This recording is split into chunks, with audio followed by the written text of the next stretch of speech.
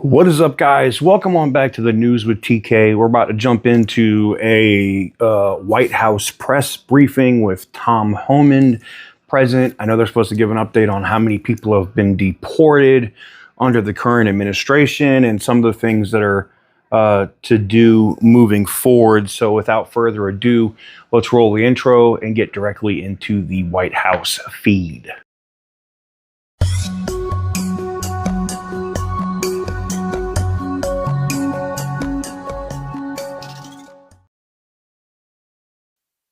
Good to see you bright and early on this Monday morning. As you know, this week marks the first 100 days of the Trump presidency, and President Trump's first 100 days have undoubtedly been the most monumental and historic of any administration in American history. President Trump has already delivered on hundreds of promises he made to the American people, and we will continue to talk about all of them throughout this week.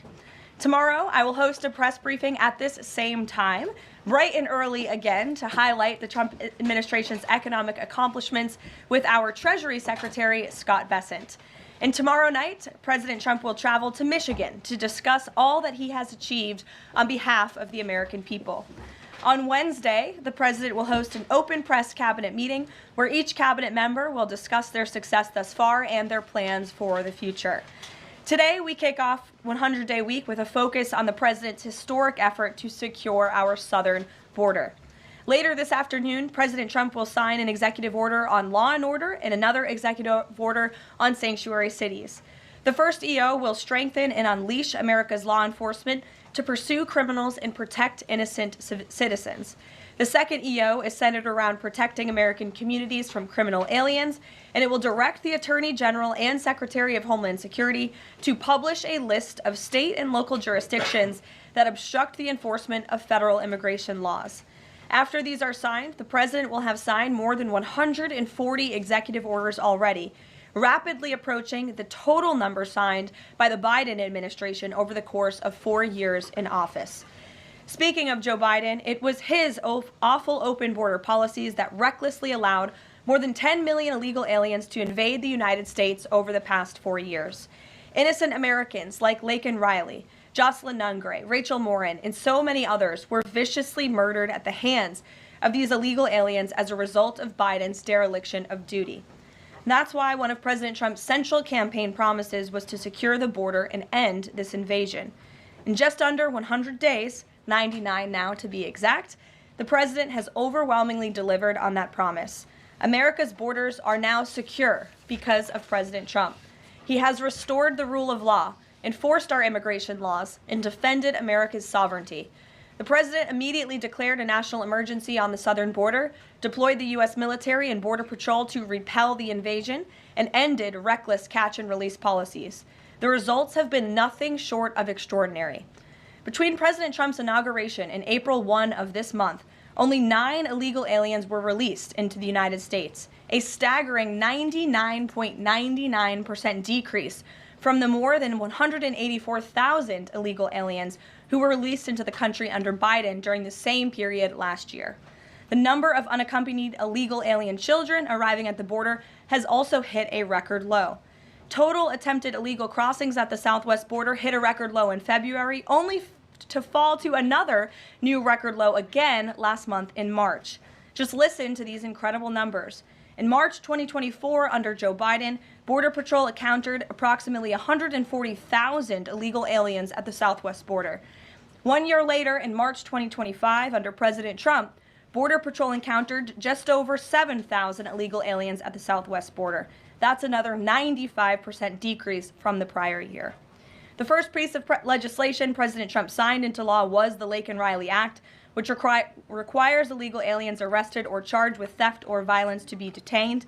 President Trump also reestablished the successful Remain in Mexico policy from his first term to ensure that aliens who arrive at our southern border and claim asylum are returned to Mexico to await their hearings instead of being allowed into our country while they wait. The president has also restarted construction of his signature advanced border wall. More than 85 miles of new border barrier are already in various stages of construction and planning. And Border Patrol, in collaboration with the Department of Defense and the great state of Texas, have deployed 75 additional miles of temporary barriers across the southern border.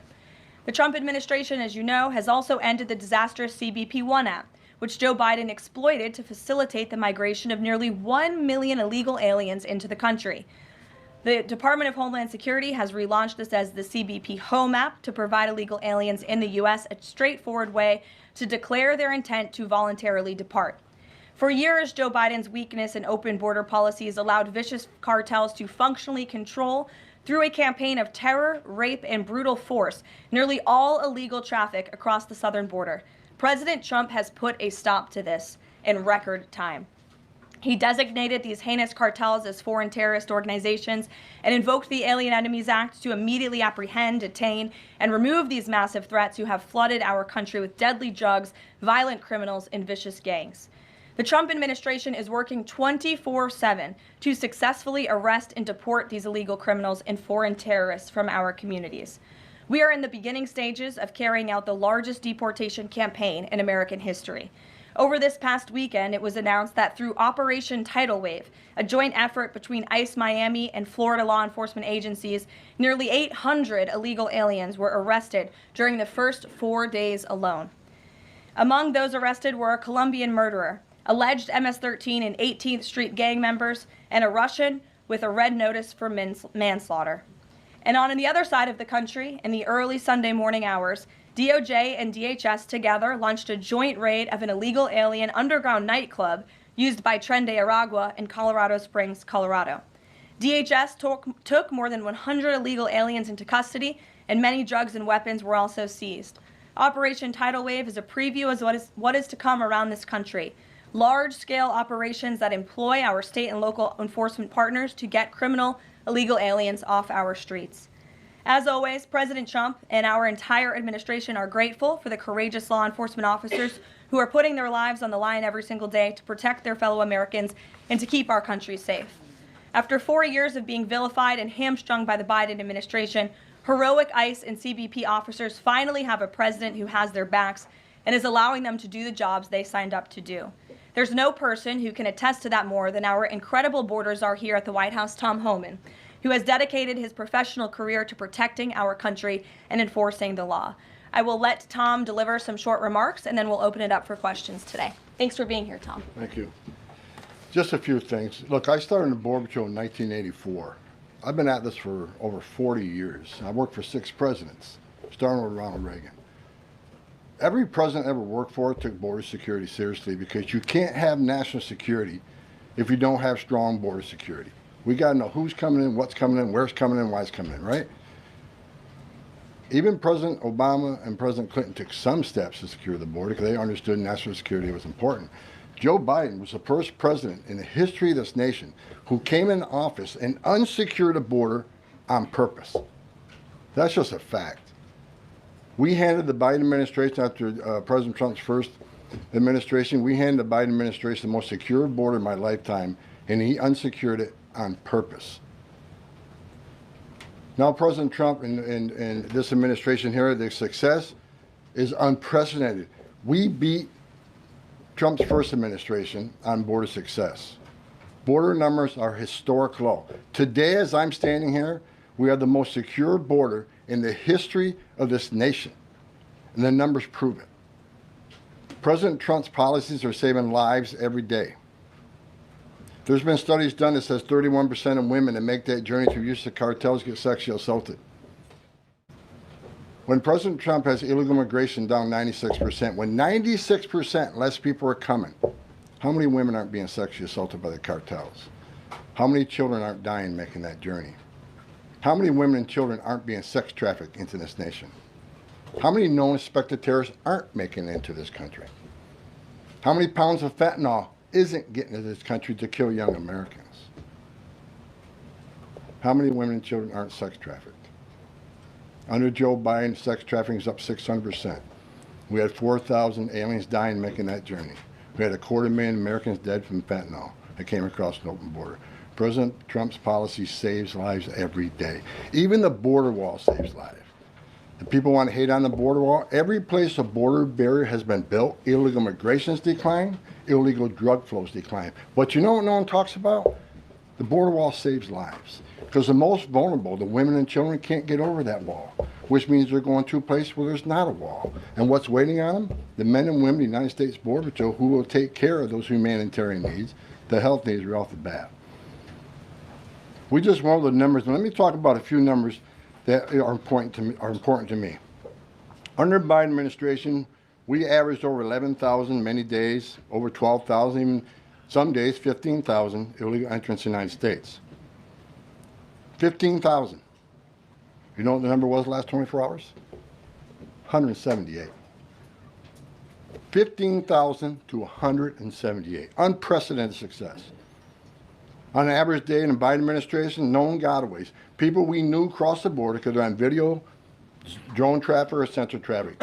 Crossed the border, weren't apprehended, weren't fingerprinted, weren't vetted. Average day under Joe Biden, more than 1,800 gotaways. Yesterday, 38. 38 too many? We'll get that to 0. But we went from 1,800 to 38. And finally, that was said earlier, under the first 100 days, or it was actually January 20th to April 1st, last year, 184,000 illegal aliens were released into the United States. Under this administration, 9. 4 of them were material witnesses in a criminal investigation. We need them here to testify in a serious criminal trial. 4 was extreme medical condition. We couldn't return them because they were in such bad shape. And 1 was a humanitarian issue. This is unprecedented success. The border secure. President Trump saving lives. President Trump has proven no one does this better than President Trump. There is no equal, it's not even close. So God bless the men and women of the Border Patrol. God bless the men and women of ICE who strap a gun to their hip every day, put on a Kevlar vest to not only secure our border and protect our national security, but the ICE agents in the interior, they're removing public safety threats and national security threats every day. While you're all sleeping at 2, 3 o'clock in the morning, there are men and women out there enforcing the law and making this country safe again. And we're going to keep doing it. It's full speed ahead. So I'll leave it at that. Awesome. Thank you, Tom. And thanks for all your great efforts. We do want to open it up to questions. If you have border-related questions for Mr. Homan, and I'm also happy to take any non-border-related questions. I'm happy to take border questions too, but Tom is here offering his time, so we encourage you to ask him questions. We'll start with our new media seat today. As always, Rogan O'Hanley, former Hollywood entertainment lawyer, I didn't know that, Rogan, who got fed up with the far-left ideologies of California and now posts conservative political commentary online for his more than 7 million followers across all major platforms. He joins us today from the great state of Florida. Why don't you kick us off today, Rogan? Thank you, Caroline. In Trump's first 99 days, we've seen a coordinated assault on the rule of law by radical judges who are thwarting his agenda with an unprecedented number of national injunctions. These judges are providing more due process to violent MS-13 and Tren de Aragua illegal aliens than they did for American citizens who peacefully protested on January 6th. As Stephen Miller has highlighted, it would be utterly ridiculous to have full trials and appeals for the more than 15 million illegal aliens that came across our border under Joe Biden. Many are now calling for Trump to circumvent these radical judges and consider suspending the writ of habeas corpus solely for these illegal aliens in accordance with the terms of Article 1, Section 9 of the United States Constitution, which explicitly allows for such a measure when there is a rebellion or invasion. There's strong precedent for this action, being that it was exercised by 3 of our greatest presidents, Abraham Lincoln, Ulysses S. Grant, and Democrats' favorite president of all time, FDR. All 3 of which are not only celebrated by historians, but are immortalized on our national currency with their faces on there. Furthermore, all 3 used it against American citizens, where in this instance, we would only be using it against illegal aliens. I think almost every reasonable American would agree that 15 million illegal aliens coming across our border under Joe Biden counts as an invasion, especially since many, as you highlighted, are now robbing, assaulting, raping, and killing American citizens. Historic assaults on our republic require reciprocal action from our government. Can you please let us know if and when the Trump administration is planning to suspend the writ of habeas corpus to circumvent these radical judges who are infringing on his Article 2 powers and to start shipping out illegals en masse? I have not heard such discussions take place, but I can assure you that the president and the entire administration are certainly open to all legal and constitutional remedies to ensure we can continue with the promise of deporting illegal criminals from our nation's borders. And I also agree with the premise of your question, which doesn't happen in this room often, but I do agree with yours. It is absurd that the previous administration was allowed to allow 15 million that we know about illegal aliens into this country with very little pushback from our judicial branch. But this president is trying to simply enforce our nation's immigration laws and is facing roadblock after roadblock. So we're complying with court orders, but as Tom Homan has said every day, we're going to continue to forge ahead with this mass deportation campaign, and the president is open to all remedies to do that. Thanks for being here today, Rogan. If I can also answer your question, as far as the judges, look, we just arrested a judge, Pambani, for impeding ICE enforcement removals. I said from day one, you don't have to support ICE's operations. You can support sanctuary cities if that's what you desire to do. Sanctuary cities can stand aside and watch ICE keep their communities safe, because any public official, whether you're mayor, city councilman, or governor, their number one responsibility is protection of communities. And ICE has been clear, we're targeting public safety threats and national security threats. I can't believe there's any elected official, and especially a judge, that doesn't believe we should be doing that, and they should be helping us. But I said from day one, you can sit aside and watch, you can argue against us all you want and protest all you want, but when you cross that line, and I've said this 1,000 times, when you cross that line to impediment or knowingly harboring, concealing an illegal alien from ICE, you will be prosecuted, judge or not. And as far as releasing so many people, you know why the Biden administration released millions of people in the United States? No one ever talks about it. I'll talk about it. Why did they release people into the interior of the United States and put them, rather than put them into an ICE bed?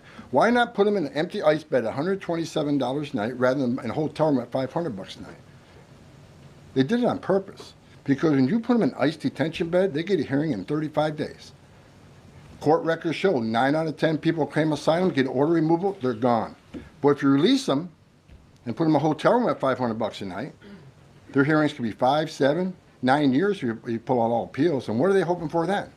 That another Democrat administration is in power. They can award an amnesty to millions. This is about selling this country out for future political power. That's what it was. The law clearly says if you arrive at our border without proper documentation, you shall be detained. Not maybe, not think about it, shall. And that's what President Trump's doing. Catch and release is over. That's what the law says, and that's what we've done. Harry.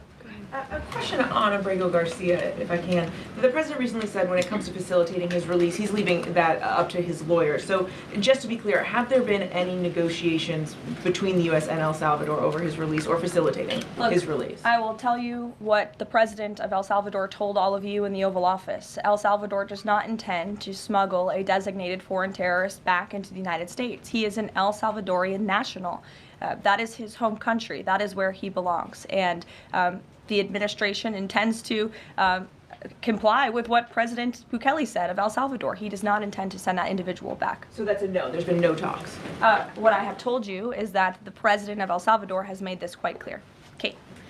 Caroline, can you tell us more about the meeting between President Trump and President Zelensky over the weekend? Did that meeting change anything? Did Trump leave that meeting thinking any differently about negotiations and next steps on this? Look, the president talked about this after the meeting himself yesterday when he took questions from reporters on Air Force One. He thinks that he is increasingly frustrated with leaders of both countries. He wants to see a permanent ceasefire. I understand Vladimir Putin this morning offered a temporary ceasefire. The president has made it clear he wants to see a permanent ceasefire first to stop the killing, stop the bloodshed. And while he remains optimistic he can strike a deal, he's also being realistic as well. And both leaders need to come to the table to negotiate their way out of this. And I do think that the president meeting with President Zelensky shows that he is exuding a lot of effort and time into this because he wants to be a peacemaker president, which he was in his first term. He intends to do that again. And this is an incredibly difficult situation and conflict that President Trump inherited from President Biden, who allowed this war to start in the first place, but he's focused on solving this problem. Does anyone have border questions? Sure. Okay. Thank you, Caroline. If border crossings are at a record low, why should it still be considered an emergency?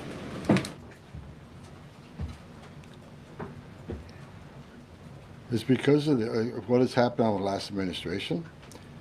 We got to ensure that not 1 ounce of fentanyl comes across the border to kill Americans. The president has declared the cartels in Mexico a terrorist organization along with MS-13 TDA. They killed more Americans than every terrorist organization in the world combined. It's an emergency till we shut it down. It's an emergency till the cartels are wiped off the face of this earth. President Trump's committed to saving every life. Now, I just mentioned gotaways 38 yesterday. Who are the gotaways? Where do they come from? We had over 2 million gotaways under Joe Biden's administration. Why did 2 million people pay more to get away? Under the Biden administration, you pay a cartel this amount of money to cross the border. Cartel's job ends at the border. Just turn yourself in a green uniform. Get released in 24 hours. Get a free airline ticket to the city of your choice. Get a free hotel room. Get 3 meals a day. Get free medical care. Get work authorization in 90, 120 days, which is the real reason they came here. Why did 2 million people pay more to get away? Because they didn't want to be vetted. They didn't want to be fingerprinted. We've arrested over 400 people on the terrorist watch list coming across the southern border in 4 years. How many of the 2 million came? How many of the 2 million came from countries sponsoring terror? If you think it's zero, then you're ignorant. This is the biggest national security failure this country's ever seen. This is the border emergency until we end it, end all of it. We're making good strides. But right now, it's still an emergency until we shut it down. Go ahead. This is a question for Mr. Homan. Late last week, there were 3 U.S. citizen children who were removed with their mothers who were in the United States illegally. There have been a federal judge in Louisiana who was appointed by President Trump said that he was concerned that there was, quote, no meaningful process. Are you concerned that due process, at least for the U.S. citizen children, is being flouted and that the speed at which the enforcement is being done could lead to errors, as was the case in the Kilmar-Abrego-Garcia case?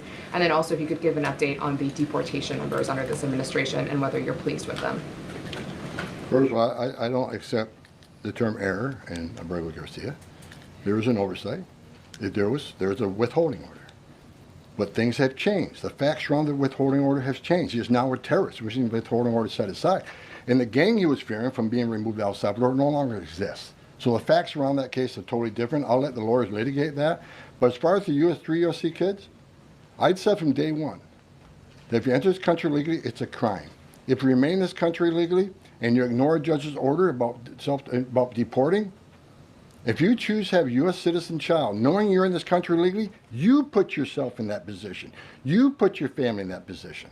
What we did is remove children with their mothers who requested the children depart with them. This was a parental decision. Parenting 101. The mothers made that choice. And I tell you what, if we didn't do it, the story today would be Trump administration separating families again. No, we're keeping families together.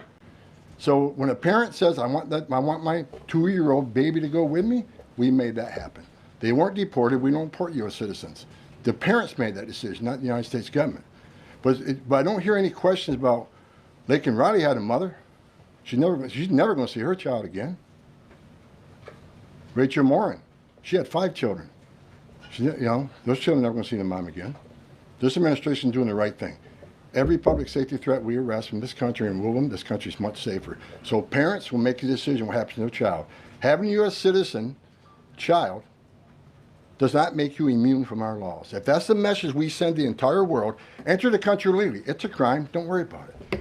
Get order removed by an immigration judge. Don't worry about it. No one's looking for you. And have a U.S. citizen child and you're immune from our laws, you're never going to fix the border. People will keep putting themselves in harm's way. More women would die. More children would die crossing this border. We got to secure a border by enforcing our laws. We're not making this up. We're enforcing laws under statute enacted by Congress, and it's the right thing to do.